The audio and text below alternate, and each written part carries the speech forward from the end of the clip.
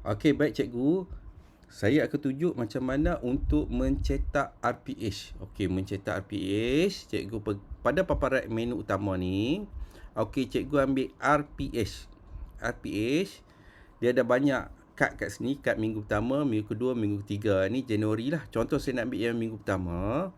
Untuk mencetak, cikgu nampak butang hijau. Okey, cikgu klik pada butang hijau ni, cetak. Dia ada dua pilihan, muat turun. Maksudnya cikgu download lah.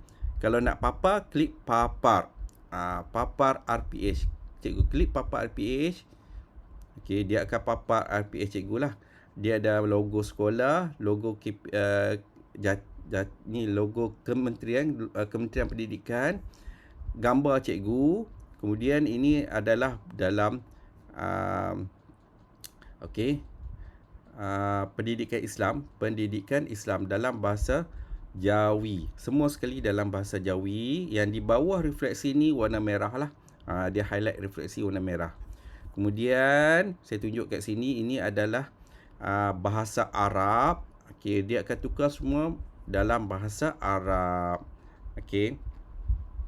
Kemudian akhir sekali ini adalah dalam ni English, Matematik DLP. Dia akan tukar semua dalam bahasa Inggeris. Sampai di bawah lah. Ni semua dalam bahasa Inggeris.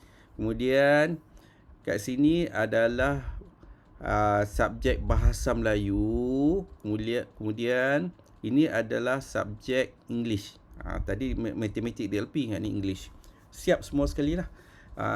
SKSP, objektif, standard kriteria, aktiviti, lain-lain lah. Semua sekali, dan cikgu boleh cetak. Tak nak cetak boleh download ataupun cetak kat sini lah.